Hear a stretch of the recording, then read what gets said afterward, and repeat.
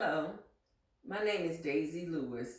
The great leader I chose to do my presentation on is Congressman John Lewis. During this presentation, I will discuss where he was born, where he grew up, and the circumstances he had to deal with during this time. I will discuss two types of behavior along with powers he possessed and how effective or ineffective they were for him as a leader. I will include his successes as well as his failure, which we learn that leaders have both. This is what makes a leader a leader. I will discuss his accomplishments and awards that was presented to him throughout his lifetime. Congressman John Robert Lewis was born outside of Troy, Alabama on February 21st, 1940. He was the third child of nine from his parents, Eddie and Willie Mae Lewis. They were sharecroppers in the rural Pike County of Alabama, 10 miles outside of Troy. Congressman Lewis had a happy childhood as he knew it. His primary and secondary education started off by him attending underprivileged schools, and he mentioned that every day he had to ride dilapidated buses and thought they could have better. But this did not discourage him from getting the education that was put before him.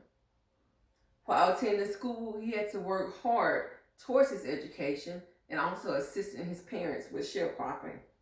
Young Lewis grew up in an era of racial segregation. At an early age, he wanted to see change and wanted to make change happen in the segregated South. During this time, at the modest age of 15, the young Lewis heard Dr. Martin Luther King Jr.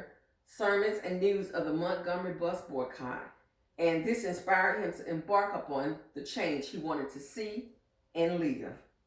John Lewis wanted to attend Troy University, but he was denied because of the color of his skin. So in 1957, he left Alabama to attend the American Baptist Theological Seminary in Nashville, Tennessee. There he learned about nonviolent protests and helped to organize sit-in at segregated lunch counters. He was arrested during these demonstrations, which upset his mother. But Lewis were committed to the civil rights movement and went on to participate in the Freedom Riders of 1961. The Freedom Riders challenged the segregation facilities that encountered an interstate bus terminal in the South, which had been deemed illegal by the Supreme Court. It was dangerous work that resulted in arrests and beatings for many involved, and yes, including John Lewis. This brings me to the two behaviors of this great leader. He was one, a risk taker. What is a risk taker? It is one that constantly perceives consciously and non-consciously of many outcomes of uncertain situations. John Lewis always thought of the possible benefits or the cost for the well-being of himself and others. In 1963, he became chairman of the Student Nonviolent Coordination Committee. He was one of the big six leaders of the civil rights movement. He helped plan the March on Washington, and he was the youngest speaker at that march. Young John Lewis had to change his speech to please other organizers.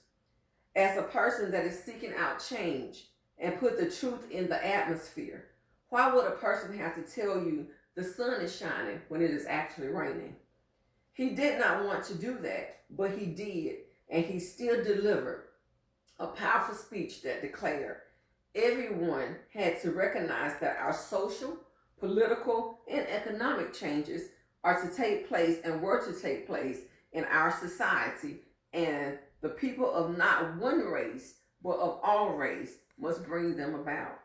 John Lewis saw something and he said something. He got into good trouble. After the March on Washington, the next year, 1964, the Civil Rights Act became law. Change did not come very easy for African Americans to vote in the South. He and Hosea Williams organized the march from Selma to Montgomery, Alabama, to bring the worldwide attention to the struggle. I often wonder why people have to work so hard to exercise their given rights. Now, this brings me to the next behavior of John Lewis. He was a result driven man.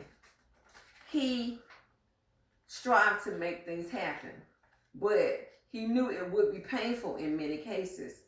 He wanted it to happen fast without anyone getting hurt. But this was impossible in his plight for freedom and equality. He demanded results from his action, like we all do. He knew this march from Selma to Montgomery would get the necessary results he was hoping for. So on March 7th, 1965, after crossing over the Edmund Pettus Bridge, the marchers found themselves in unnecessary but necessary trouble and were attacked by state troopers. Lewis was severely beaten along with other civil rights protesters, and some lost their life. He knew harsh results were going to come along with good results in the end from them taking a stand for our rights and our freedom. When he embarked upon any challenge, he identified the issue or the issues, and he was clear about what the problem was. And this brings me to the type of power he possessed as a person, as a Negro, as a person of color, and as an African American. He had the power of solving problems. He learned of everyone's interests and understood his involvement. He listed the possible solution and evaluated the options. He was determined to solve the problem. He knew solving problems was important for the people and the country alike. John Lewis understood each action he embarked upon needed a solution, and he took on and never looked back, nor did he think of himself. His goal was to beat the competition, and in his mind, he had the power to do so. He was smart enough to surround himself with people that wanted to get in good trouble, as he did. He surrounded himself with people who saw something and said and did something, who heard something and said something. He beat some and he failed with others, according to some, but he still had the power to keep going to beat the competition. This brings me to the listed failures, which starts off with the unemployment rate stacked at 22% for African Americans who lived in Atlanta, Georgia. 80% of African Americans children lived in communities with high concentration of poverty, which compared with 6% of their white and 29% of Asian peers. An astounding 82.1% of Atlanta blacks live below the poverty line, according to the city's statistics before his death in June of 2020. As he had failures, he certainly had more successes. He ran for office in 1981. He won a seat on the Atlanta City Council. In 1986, he was elected to the House of Representatives. He represented Georgia's 5th district and was one of the most respected members of Congress. He attempted to right his failures. He called the health care reform, measures to fight poverty, and improvement in education. Most importantly, he oversaw multiple renewals of the Voting Rights Act when the Supreme Court struck down parts of that law in 2013. Congressman Lewis received numerous honorary degrees and awards in his lifetime, including the Martin Luther King Jr. Nonviolent Peace Prize and the Presidential Medal of Freedom presented to him by President Barack Obama. This meant a lot to both men, one of courage and one of gratitude. I have discussed where Congressman Lewis was born, where he grew up, and the circumstances that he had to deal with during that time. I also discussed 2 types of behaviors and powers he possessed and how effective or ineffective they were for him as a leader. I included his successes and his failures and how they made him the most respected congressman that lived. Congressman John Lewis, he died an honorable man and a great leader. Let's honor him by doing what he and so many others fought for, bled, and lost their lives. the right to vote, and the right to have your voice heard. I will see you at the poll in November. Thank you for your time and thank you for listening.